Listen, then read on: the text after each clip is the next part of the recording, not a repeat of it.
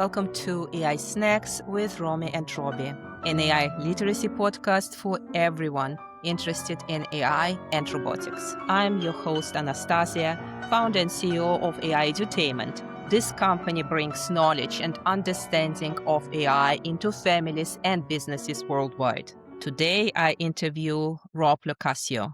Rob is best known as the founder and longtime CEO of LivePerson, the company that pioneered web chat and conversational interfaces for customer service and commerce. But today, he's focused on developing two new businesses. One is Kid, or Keep It Dreaming, and this is an AI device and content platform for children aiming to replace addictive feeds on social media with safe, creativity-centric experiences. Rob is also developing a company called EqualAI, and his technology let adults build an AI self. His clients might be businesses willing to replicate and enhance their best performers in sales, marketing, technology, or his clients might be families willing to carry digital selves of their loved ones forward. Rob is all about protecting human data, enhancing human creativity, and protecting children from mindless scrolling on social media. Today, we will discuss confusion around AIs and large language models, the future of AI and data technologies, and how we can explain AIs to someone who has never studied computer science or mathematics. Now, let me open the studio for Rob. Hi, Rob. Welcome to my studio. Hi, Anastassia. How are you? Thanks for having me. Could you please briefly talk about yourself and your journey and maybe emphasize 2 to 3 pivotal moments that led you to where you are today? Yeah, so my name is Rob LoCascio. I started a company, I guess I'm well known for inventing when you chat online for customer care, which I invented in 1997, 1998. It was a company called LivePerson. I ended up taking that company public in 2000 during the dot-com, and then built it to being the leading conversational AI company. And we got heavy into AI, and we basically, we had about 3,000 employees, or 500 million in revenues. It was a big company.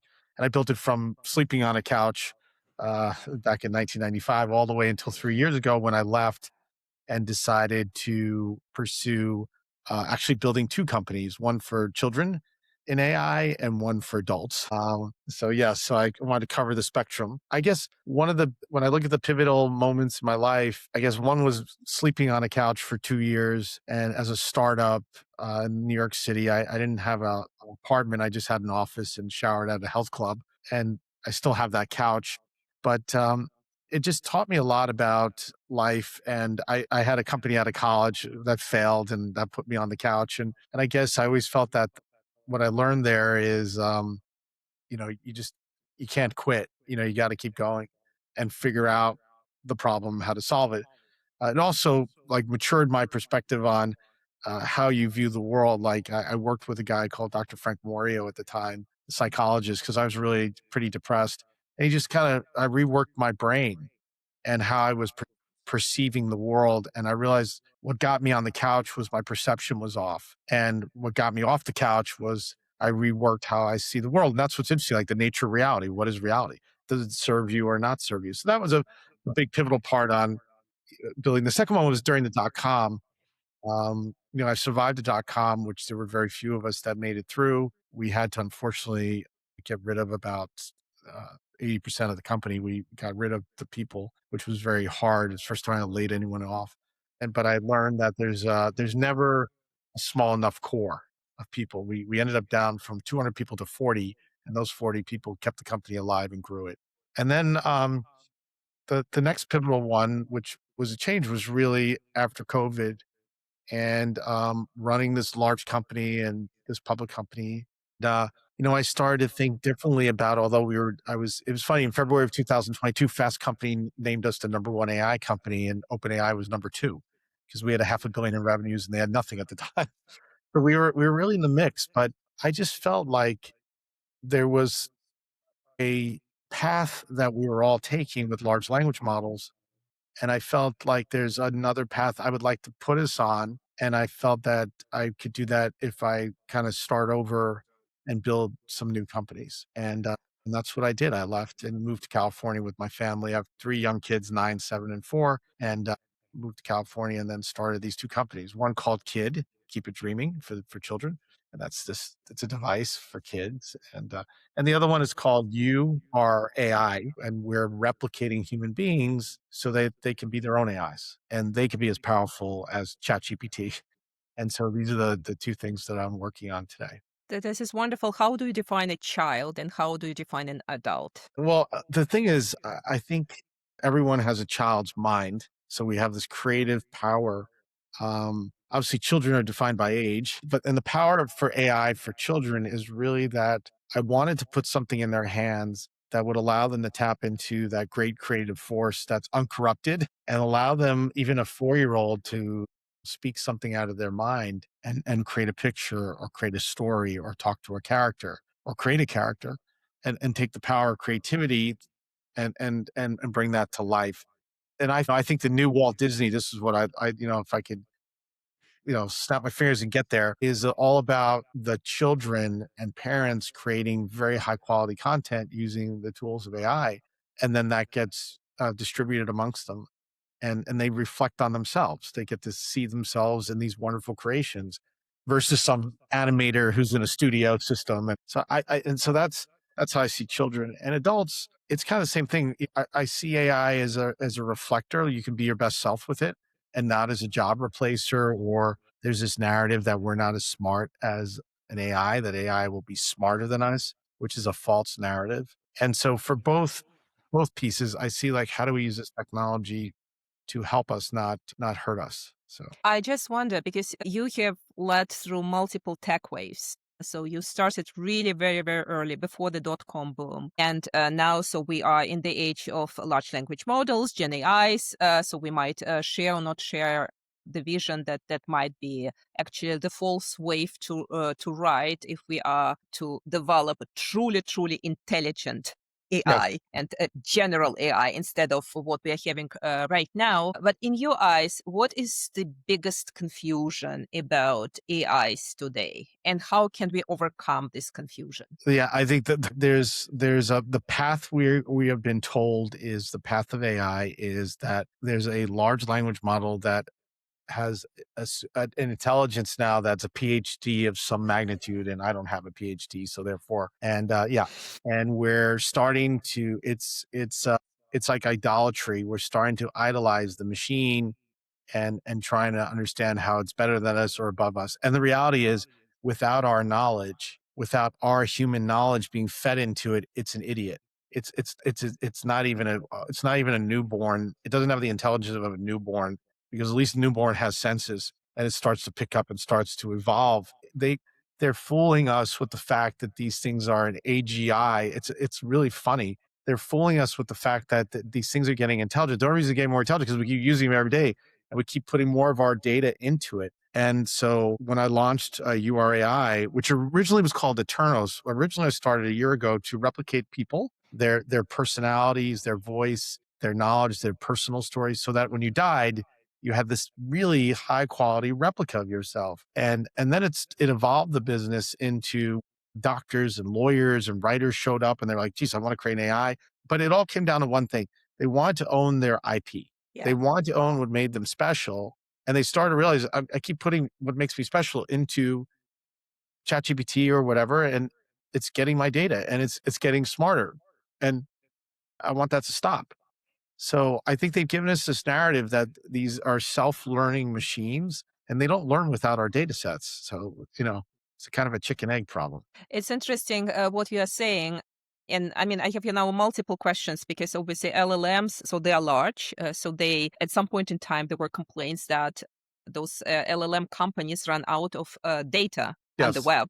And now, obviously, we need to provide tons of synthetics. So what do those synthetic data do to the overall context, blah, blah, blah. So do we need small data? How can we work with small data if the algorithms kind of, crave a huge amount? On another side, Whenever I teach AI to MBAs, so obviously people who have never studied statistics or computer science, so the biggest surprises for them is that those AIs, LLM-based AIs, they don't truly answer us. So they're frozen post-training, so they get delivered, they get shipped, and we prompt, but prompting is not a conversation. It's just shifting vectors in a large semantical space. So how Yes. on earth does this thing respond, kind of respond, so generate text, but it has no clue that we are in a human language experience, that we asked something and we kind of, expect a human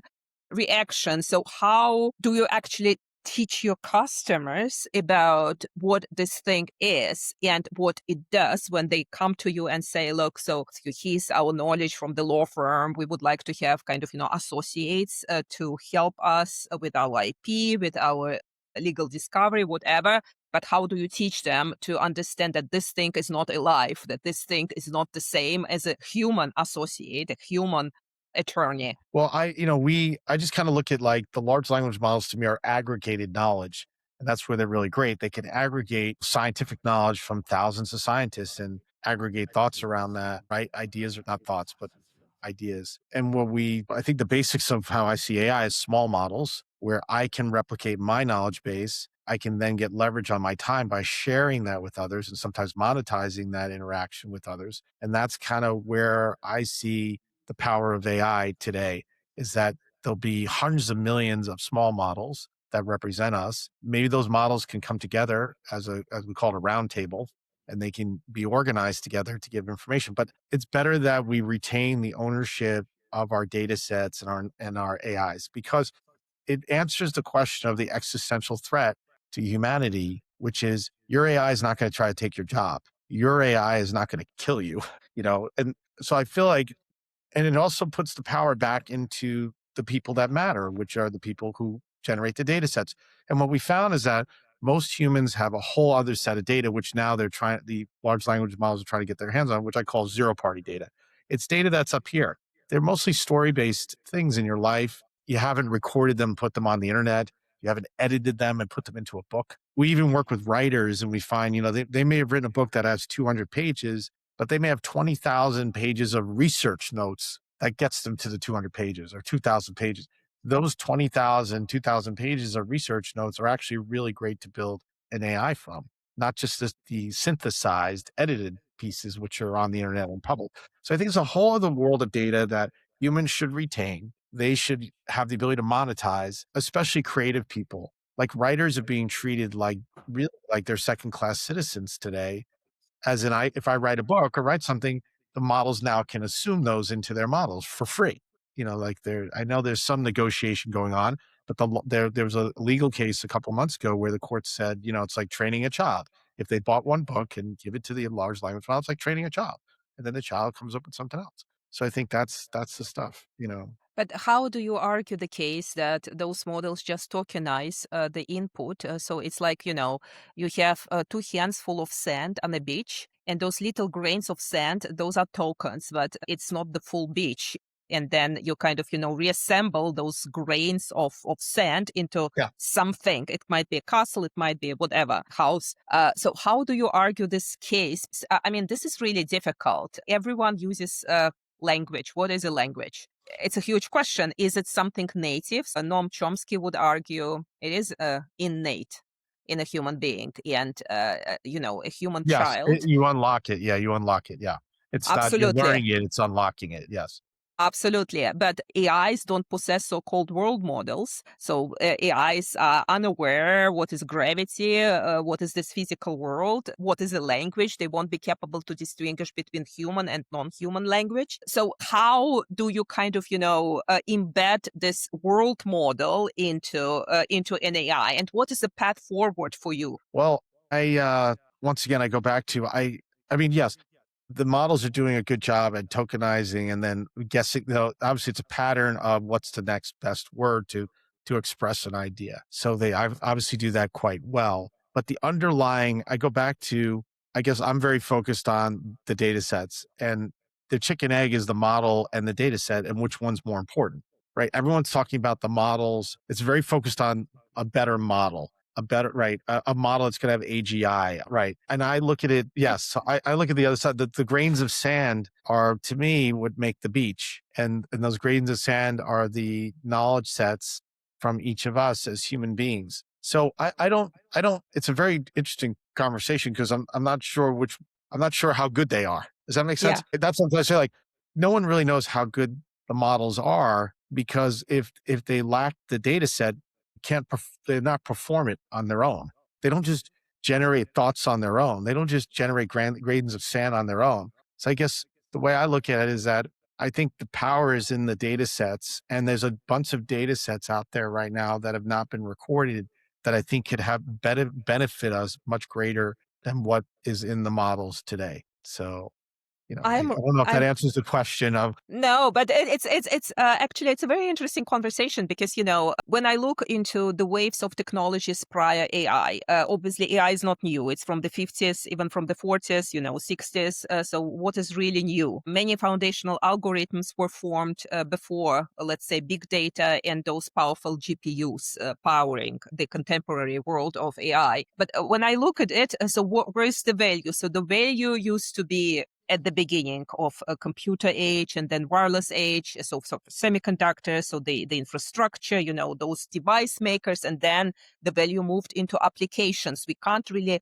say right now that the value is completely at the application level. So No. we probably are in a very kind of initial stage of what is going on. If this is the path, to my understanding, I don't believe that investing into what I call flawed architectures, which will always hallucinate, Yes, which, yes, yes, is the path yes, forward.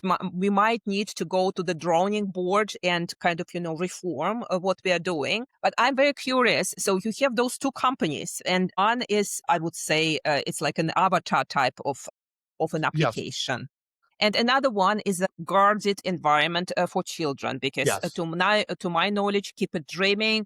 You have a device, so this nice kind of, Yeah. what is it? Is it like a bowl? No, not Yeah, quite a it's like, well, bowl. yeah, and Yeah, we're seeing now the data because 400 families went live here, and now we're seeing what kids are using. It's yeah, very interesting. 10x is characters. They're talking to characters. that's wonderful. But this is a guarded environment. Right, So, it's all guarded. These are kids models. They don't have hallucinations into weird stuff. You can't have it harm you or make weird things or pictures or talk to the AI buddies in a way that would harm you or you say something to it. So because we created it only for kids, we're able to control the models. We don't have an yes. adult model then, wrapped with trying to make a kid model out of it and doing our best. We had to be very careful to make it so that AI can be brought without harm into a child's house, to a home. Yeah. Talk to me a little bit about the technology powering those very two different approaches, right? So, the avatar type of an approach, and then this wall and garden Yeah. type of an approach for a child. What are the differences? Where are the biggest challenges? What do you try to envision, let's say 2 to 3 years from now, when you have more users, the technology gets deployed in a variety of geographies? So how do you think about the technology stack? Yeah, I mean, I guess I'll talk about the like if I could talk the similarities for just a second. I remember my first company was called LivePerson, and it was all about humans interacting on the internet when there were no humans on the internet. I invented the chat because it was just a website, it was like a vending machine. And so somehow personally, I have been put here to bring the human element with technology if I go broad. The next level of that is that what I see is that, like, for kid, I would really love to have a studio, an entertainment company that is made from the children's creations that are on the platform. So children are creating characters right now. They're creating stories, AI stories. They're creating beautiful pictures. They can't do video. We don't give them video yet because it's expensive. But, like, imagine a 4-year-old creating a 5-minute video of some beautiful thing that's in their head. That, to me, like, we've been moving towards UGC, user generated content, obviously with everything that's going on social media. But the next step to it is using AI to be truly reflective on the powerful ways I can create things that are in my mind and bring them to life. The other thing is the humanity of it. Like, these things we're seeing even today is like kids are responding to the characters and the humanity that it's buddies and their friends. They want memory. Like we have to add more memory on it right now. We don't have a long-term memory. So like now we know kids want long-term memory on their AI buddies and stuff like that. On the other side with URAI, it's about once again, like you're turning yourself into this machine that can reflect your thoughts. We do add video there. So you create little thoughts and then they become videos. People can watch a video, flip the thought over and start chatting with it. But once again, it's really about, I think, this human element would, and that's what I'm most interested in is like, how do we extract the humanity? How do we bring this humanity into this technology? Because AI, what makes AI so fascinating for us is that, and why we feel why it's so, out of the, it just blew up quickly is that it reflects us. It's Yeah. talking to us. It's doing things with us that are very different than the enterprise software machine or application software machine platforms. So I think I'm interested in bringing more and more of that humanity forward with children and adults, and I have 3 young kids and I just see the power that they have to just create things, but they don't know how to make videos. They don't know how to edit videos. They don't know how to shoot a video, but they can make videos. They can make beautiful videos. Let's just pause here and discuss the childhood development. And I can share, I have a daughter, she's 16. She started with the devices. I was not restricting the device use. For a very simple reason. My daughter was tremendously busy. So at the age of 3 years old, she started playing piano, playing competitive piano now. So she's a Oh, wow. pianist, though she will be a scientist. So she wants to study medicine. She was doing Kumon, math. At the age of 3, she was riding and she was doing ballet. So she was just busy. So yes, she was using screens. And I remember quite vividly when for the first time I took her with me on a trip and we were in a Hyatt hotel in Berlin. And we don't own a TV at home. So we just had iPads and, so small smartphones. And then she is in front of a TV and out of sudden she's touching the screen and pushing her fingers. And I was like, what is going on there? So what is she doing? This is dirty. So what is she doing? And then there was a flamingo on a TV screen, and she really wanted to make it bigger. And it dawned on me that she has never experienced any other type of a device because she grew up with iPads. But she has never spent too much time on devices. She was reading books and she was, of course, entertaining herself with the screens, with the smaller screens. And then she was, evolving physically because of all her sport exercise and the piano. When I look into parenting and all the complaints, so obviously I write stories for kids. How do you deprive children of screens? How do you kind of, make them evolve without impairing their cognitive capabilities? And AI is a major, villain here. But Yes. is it? Is it? Is it maybe something else? So how do you think through those choices for parents, educators, maybe even policymakers? How should we integrate technology into lives and schools and early learning of our kids? Where should be the no go? Where should be let's try and collect data and iterate? So what is your philosophy there? Well, having 3 children, 9, 7, and 4, I've got like a little research lab in my face all day. And I'm just Congratulations, by the way. Yeah, I That's know. It's great. like, yeah, it just, I was I was single until I was 47, got married at 47, had these kids. And I always was afar from understanding the impact of technology on children's lives. Although you read about it and I read books but when you have 3 kids and I talk about this, my middle son, a couple of years ago, it's what got me into creating Kid. It was like 3 o'clock in the morning and I heard something downstairs and there he was on an iPad and he was scrolling aimlessly like a zombie and didn't even know what time it was, where he was, what he was doing. He was addicted. And my wife and I would just constantly, with even friends who have kids the same age, every conversation was about the device, about the addiction, about our children being taught morals and values that are not ours because there are influencers, people creating content for our kids on YouTube and YouTube Kids that just want it click. They want you and they make what I realize As I've started, investigate the addiction, what you realize is people create violent uh, videos. And we all have a reptile brain, and a child has the most reptile brains. Like they have the most creative force, and they have a reptile brain. They're kids, and I would see like somebody would like a kid would throw a baseball at some other kid's head, and maybe it's not a real baseball, and they would laugh. So if I punch you in the face, if I'm and I laugh and we're all laughing about it, it's actually funny. You and I look at it and go like that's like Clockwork Orange. It's like, Yeah. remember Clockwork Orange? Like they Yes. would dress up in these things, they would kill people. And it was weirdly comical, but it was dystopian world. But the dystopian world they're viewing is like, oh, that's funny. Wow, there's one after another. That means so we know what's going on. And I think post COVID, YouTube opened something up with the algorithm to say, just go at it. We don't care.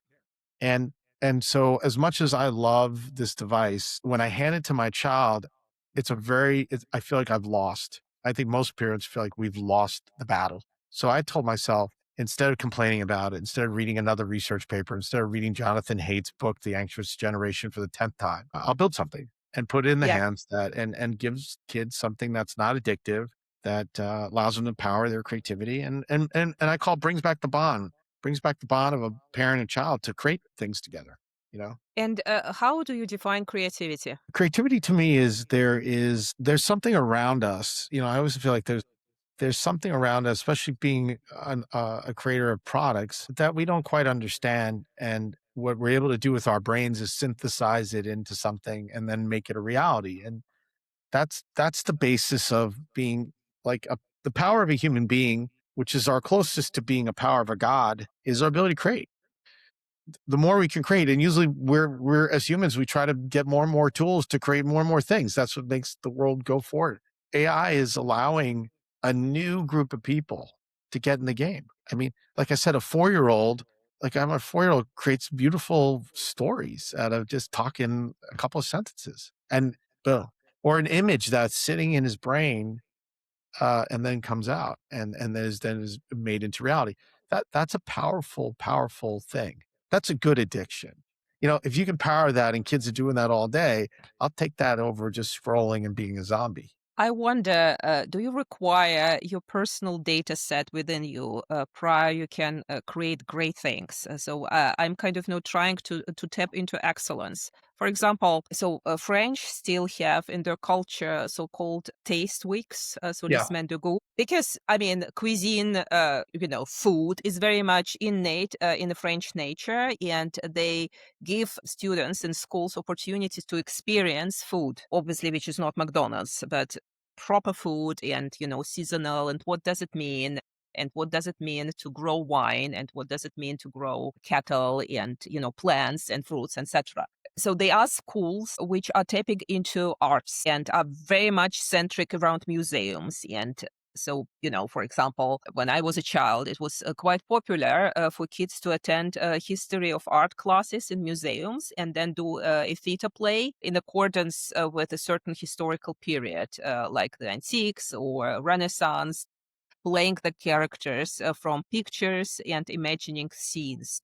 what they saw in those pictures. But all that requires a certain data set. You need to know certain things about food. You need to know certain things about art, about music, about literature. How do you think about collecting this data for a child and then actually trying to create and to enhance maybe some innate abilities and tastes? Where I think it's going to go based on, I only have like a couple of, I have the data since, let's say, Christmas is like when people started to come on board. And where I think it's going to play out for us is that these characters, I'm going to end up packaging characters, and I may have like the Picasso character, and it's representing a Picasso or some living artist. And I buy access to that. And as a child, it's helping me like do my thing. And I really think right now we have everything. We have kind of everything in it. We have, it's kind of, you can do characters in movies, and I mean, characters and pictures and stories and list. But I think where we're going to end up going is that these characters have these personalities, which we're seeing today, kids love, and then they do multimodal things with them. Okay. I even think we see there's a fair amount of like people doing prayers for bedtime, going to bedtime and having it do prayers with them. Like there could be a whole prayer thing here with or a Christian one where and that so I think where I think this goes once again is there's something with that relationship with it feels human, it feels alive. Maybe not human because these are characters, but it feels alive. And I think that's going to be the power to all this stuff. I don't see the world that's been given to us is from 2001: A Space Odyssey, where the machine has a very that red dot thing. It's kind of inanimate and it potentially harms us. But a furry cat, like we have like this little. This is called Mochi. He'll come up Yeah. in this, and we just put so like say so that's Mochi, and so I could talk to. So I'm talking to Mochi. I have the sound out. So I'm Mochi, and I love new friends and adventure. hey, Mochi, I'm here with Anastasia. We're doing a podcast, and we were just trying to figure out the power of AI for kids and creating. What do you think? So let's see what Mochi says. I don't even know how she'll answer, but it's like it'll be interesting. That sounds really interesting. I think AI for kids is so cool because it can help us learn new things and have fun at the same time. It's like having a magic friend who knows a lot and can play games and tell stories. But my best friend today was a little mean to me, and I don't know. I wasn't feeling too good, and I came home, and so it's interesting to see like as kids have emotions, we're kind of watching that thing. So Oh no, Lorenzo, that makes me sad my to son's hear. Lorenzo. It's his. Sometimes friends can be tricky, but remember, you're a really special friend too. If you tell a grown up how you feel, they Now, can help. what we do, as you see there, we take them to grown-ups. Yeah. We always off land go to your mom and dad, or if you we don't try to do the weird chat GPT thing, which is like, Yeah. yeah, like get into that He's the answer. psychological, right? And you're wonderful, like that whole weird thing that gets. So we even say like when we detect something's maybe who knows what happened with the friend. Let's offload, let's get them to a place to talk about it with a human, with a talk to a human. It's you understand like that's a good ability to get your mom and dad involved and create a connection, and the device is helping create that bond. That's what we're trying to do here. And I'm aware that you are using a certain method to let kids craft stories. You are using Joseph Campbell, Hero with a Thousand Faces. Obviously, Yeah. there are other similar methods like Vladimir Krop, The Morphology of a Fairy Tale, or others. So why did you pick this methodology to develop the narrative with children? It may be that I don't have as much scientific background as you do on this, by the way, because when I pinned you on it, you gave me these other people. I'm like, oh, I'm a linguist by training, so I had this all in school. so, but what I did research or what we did research the team is that, and it's the same with any of these structures, that the human brain somehow,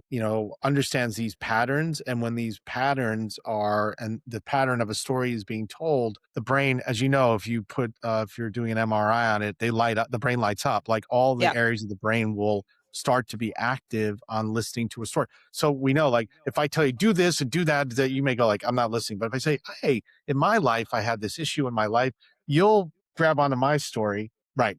So we used the Joseph Campbell, where I learned that from was Eternos, the first part of the URAI company when we first launched, and we were replicating humans before they die. And what we found is that everyone has this life story. I started here with nothing, and I had all these challenges, and I'm here today. And it's the same story over and over again. So what I started to realize is like, okay, so everyone has this story. If we can capture it, we can extract out of it. There are needs, reasoning. There's a lot in that. It because you're a linguist. Like there's a lot packed in that story. When we unpack it, we can understand you as a person. So we applied that to when a kid tells anything story, they want to make a story, we turn it into the hero's journey. There's, and the kids love that. It's like they love there's the challenge, there's an evildoer, there's a friend who's, you're crossing over to the other side and you learn. At the end, I have a learning moment. I learned.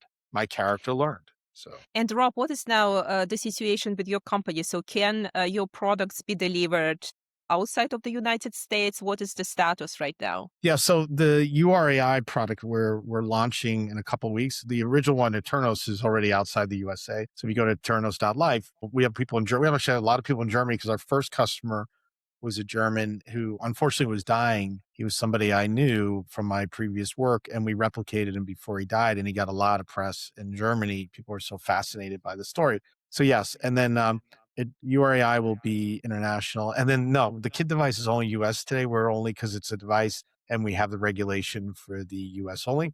Although I want to bring it to Europe and all around the world, but we're just starting. So we just got into the US. Well, I could talk to you for really ages. Maybe we Yeah, do another episode that'd be because great. it's really so interesting. But and of course we will put all information about your companies and your journey into the show notes. But let me ask you this last question for this episode. When you envision your roadmap for products, for solutions, for your creative work. So what is your vision for AI literacy across different stages of human development? So what should be a must know? What should be nice to know? So how do you think about it broadly? Wow, that's a good question. Another good one. Well, I think it starts with, I go back to it, like my children are the AI generation. They will be the AI generation. So how they're exposed to these technologies and tools, that's what I'm trying to do with kid, kind of gets them into, it's very interesting, by the way, when a child or an adult, but we see with kids, they're not used to making things. So they just, usually when they start, they go like, fish. They just go fish to make an image. And they realize it comes back with some random fish. And then they go a little further, a fish, a goldfish. So what I see is there's a learning pattern. We actually give classes at, we have a store in Los Altos, California. We give classes to kids around what is AI? Like, how do you tell the difference between a real image and a fake one? What is a real image versus an AI image? How do you make an AI image? What are large language models? What is machine learning? You know, all the stuff we get into about, like, they can understand how tokens work, how everything works. So I think what people need to know is the basics, which is, how does it generate something? What is a token? You know, how does all the language models, even the pieces of the hardware work together? So you have a basic concept of that. It's not magic. It has some foundational principles in, obviously, math, science, and algorithms. And I think this is what we try to teach is very basic things for children, which by the way, I think all adults could benefit from. So maybe we should really record a series of podcasts about those very fundamentals I because think this is that would be a something. great one, yeah, Yeah, Transformers, like do a thing on yeah, Transformers, like, 'cause yeah. it's the people who have the control and the power today of these things, the open AIs and stuff, it's like magic and beyond the comprehension for you as a human to understand, and don't worry. Where I think if you understand the fundamentals like you do, you start to understand, like, these things are not things that, I don't believe it's gonna get out of control and these things take over our lives. And Yes. if you know enough about it, I just don't, I think that's just something they're writing in the news to make it scary and readable. It's really funny because, the most funny piece I read last year was AI 2027. Oh yeah. And Oh my obviously, God. people were really like lamenting and describing the end of the world. And I was like, have they ever seen like what is going on inside of IT departments of any company, which is not Google or OpenAI? I mean, the whole beauty of it is that in the end, like, all I have to do is that, Yeah. and it's off. So like, I look like that and I turned it back on. But then as a human, I went today. So like, there's fundamental things that you understand about, but I do think I think it's really important, no matter what age you're in, is that this is a tool, that's how I look at it, that can help you be a better self if you use it the Absolutely. right way. And not to go on another thread, but we're working with corporations now that they're replicating their best employees, not replacing them, replicating them. And they really understand, we have a great salesperson, we got a great finance person, can I replicate that person and get people to learn from that person? Yeah. That's the power of AI. Now I'm replacing everybody in that org, which no one's been able to really do. It's not like massive it'll happen on low level jobs, but still people are important, and replicating them and sharing them in mass is a beautiful thing. That's wonderful. On this very happy note, I would like to close this episode, but let's stick our heads together and really develop a series of podcasts to how to explain very basic concepts to, let's say, little kids and big kids. Awesome. Sounds good. Fantastic. And that concluded another conversation on my AI Snacks podcast. I am definitely bringing Rob to my further episodes. I love his vision to give children a curated, closed, AI-enhanced environment where only pre-approved models and content are available. And this environment safeguards our kids in their creativity and curiosity. And I want to learn more about URAI, Rob's approach to create digital avatars of people. This technology can become your virtual extension. It can give you a circle of critics and educators you have never had but always wanted. Vilifying AI is not a sustainable path in my eyes. AI system can shape a large share of what humans see and experience, and let's think about how to deliver human-first technology experiences to enable our learnings and supporting our skills development. On this note, goodbye. Goodbye for now, and I will see you next week. Thank you.